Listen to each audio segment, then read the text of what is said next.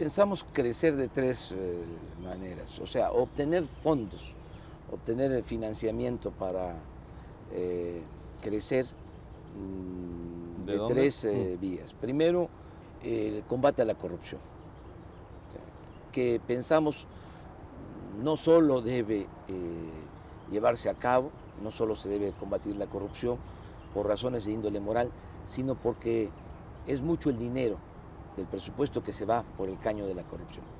Entonces, la corrupción impide que se tenga presupuesto. Esa es una forma de ahorrar y de tener presupuesto para el desarrollo. Lo segundo es la austeridad. Ha crecido demasiado el gasto corriente en los últimos tiempos. Tenemos un gasto corriente del 62% del total del presupuesto. Entonces, vamos a ajustar, pero no solo son sueldos, hay mucho desperdicio del presupuesto, hay muchos privilegios para la alta burocracia. Entonces, esto también nos va a dar fondos. Con estas dos medidas pensamos reunir alrededor de 600.000 millones de pesos. Y lo tercero tiene que ver precisamente con lo fiscal. No aumentar los impuestos, sino quitar privilegios de los llamados grandes contribuyentes, porque no lo son.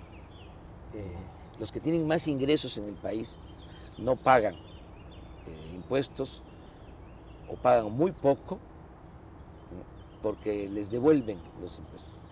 Hay un marco legal que les permite evadir el pago de impuestos. La llamada consolidación fiscal, por ejemplo, y otros mecanismos que utilizan para al final no pagar impuestos. Ahora, por ejemplo, salió el tema de Walmart, de los sobornos de Walmart. Sí, eso es sobre el tema de la corrupción que sí, usted apunta. Estamos hablando de la segunda empresa con más ingresos en el país. Tiene ingresos de cerca de 400.000 millones de pesos. Y paga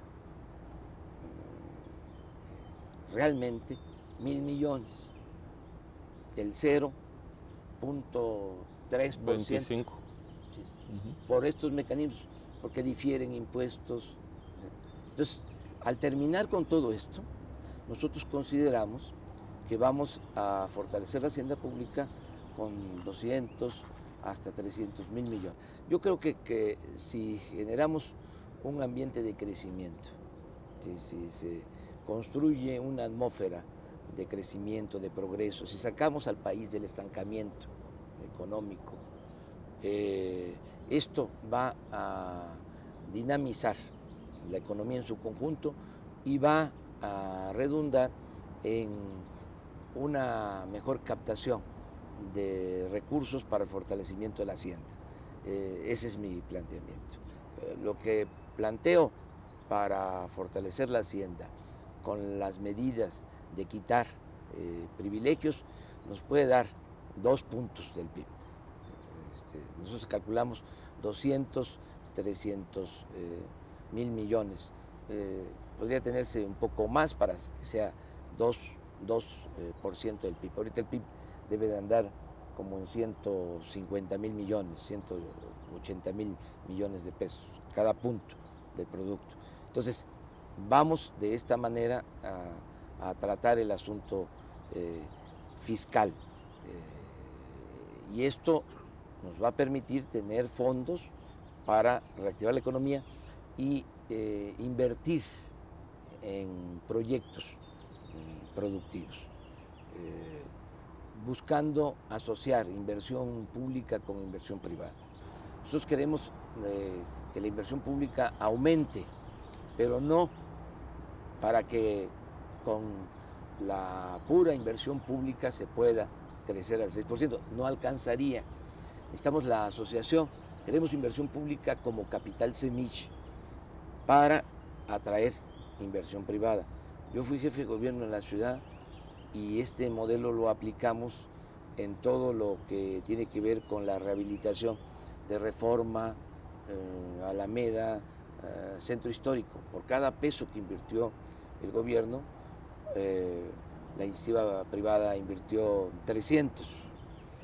En los últimos 15 años se han creado en promedio 500.000 empleos, la economía formal, y se necesitan 1.200.000. Cada año 700.000 mexicanos son excluidos, 700.000 cada año, que tienen tres posibilidades de sobrevivencia: la emigración, que ahora ya se cerró. Que ya se cerró por el problema en Estados Unidos, por la falta también de ocupación en Estados Unidos, la economía informal y las conductas antisociales. Por eso la inseguridad y por eso la violencia, para dar una explicación más de fondo al porqué la inseguridad y al porqué de la violencia. Hay violencia en México porque no ha habido desarrollo, porque no ha habido crecimiento económico y también por la corrupción imperante. Entonces es urgente reactivar la economía, por eso el crecimiento que proponemos del 6% para generar 1.200.000 empleos. Esto apenas va a normalizar la situación económica. Entonces lo primero es, vamos a buscar que se normalice la situación económica. Pero ¿qué hacemos? Que eso es lo segundo, con el rezago acumulado, con 7, 8 millones de jóvenes que no tienen ni posibilidades de trabajo ni posibilidades de estudio.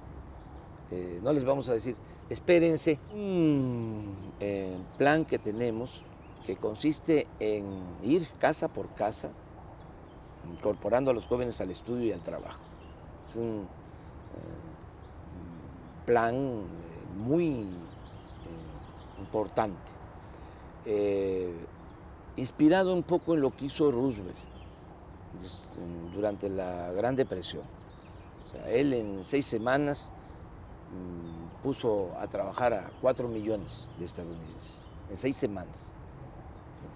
Es una especie de preempleo.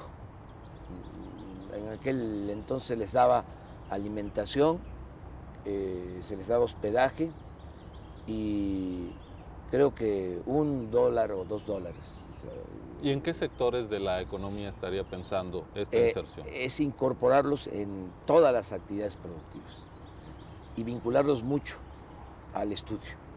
O sea, una parte, debemos de tomar en cuenta que se quedan alrededor de 300.000 jóvenes cada año sin posibilidad de estudiar, que quieren ingresar a las universidades públicas y son rechazados. Entonces, nosotros vamos a garantizar 100% de inscripción a todos los jóvenes que quieran estudiar. Y esto lo vamos a iniciar desde el nivel de educación básica superior, desde el nivel de bachilleratos. Hay no solo poca cobertura en bachillerato y en el nivel universitario, sino hay mucha deserción. Entonces, vamos a enfrentar el problema de la deserción con apoyos, con becas para estudiantes de preparatoria, abrir la cobertura y becas. Entonces, una parte de los jóvenes van a dedicarse a estudiar, otra parte a capacitarse, a formarse, los que ya tienen estudios pero no encuentran posibilidad de trabajo, y otros a la actividad productiva, a el campo. Tenemos proyectos que van a demandar de mucho empleo, es decir, que van a requerir de mano de obra. Vamos a reforestar la Candona, queremos sembrar 1 millón de hectáreas de árboles maderables, vamos a construir todos los caminos a las cabeceras municipales de municipios que no tienen actualmente caminos pavimentados, más de 300, en fin, en las distintas actividades. Lo tenemos presupuestado. ¿Cuánto cuesta? 150.000 millones de pesos. No es un gasto, esto es una inversión, porque esto tiene que ver o está muy relacionado con la necesidad de serenar al país. Pero, a ver, autónomo, un organismo autónomo para la transparencia. Y ahí está, costosísimo. Los que trabajan ahí, los de arriba, ganan 200.000 pesos mensuales, 250.000 pesos mensuales. Resultados, sigue habiendo corrupción. ¿Sí? O sea, los sobornos a la orden del día. ¿Y qué con este organismo? Además, hay información reservada. Por ejemplo, no pueden dar información sobre quién compra la gasolina en el extranjero. ¿Qué habría que hacer con el IFAI, por ejemplo, para que funcione? Que tenga más facultades, Porque no es plenamente autónomo. ¿Usted impulsaría la plena autonomía? Sí, pero no es problema la autonomía. Okay. Sí, es como la Comisión de Derechos Humanos. Sí. O sea, es autónoma, sí, pero ¿qué hace? Se violan derechos humanos, el Estado es el violador principal de los derechos humanos, o sea, el gobierno, y no se actúa, porque los que están ahí sí, están puestos por políticos. La corrupción en México se planea o se autoriza, se le da el visto bueno desde arriba. ¿Sí? O sea, y para hablar con claridad, desde el presidente. Y esto pasa en los estados, con los gobernadores. No hay un contrato importante de adquisiciones de obra pública, jugoso contrato que se dé a una empresa extranjera, que no lo autorice el presidente. Cuando compran a Repsol gas, que a la vez Repsol de España adquiere ese gas en Perú a precios bajos y nos los vende a precios elevadísimos en México, un contrato de 20.000 millones de dólares, que hay que aclarar que en España no hay gas, que es una intermediaria. Ese contrato se negocia arriba y tiene que ver con Calderón. Yo creo que lo que se requiere es un cambio en la forma de hacer política. Y esto tiene que empezar de arriba hacia abajo, es nuestra propuesta. Se requiere moralizar al gobierno, se requiere que el presidente tenga autoridad moral, ¿sí? Que eso es muy importante, que no esté al servicio de grupos de intereses creados, que represente a todos los mexicanos, que sea libre, o sea, que actúe en función de lo que conviene a los mexicanos y lo que le conviene a la nación. Entonces, esta es la gran reforma. Y esto tiene que ver con las elecciones. Así es. Sí, el día 1 de julio se va a decidir.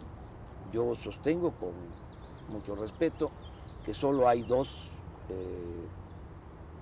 caminos. ¿Sí? Habemos 4 candidatos, sin ofender a nadie. 3 representan más de lo mismo, 2 hombres y una mujer.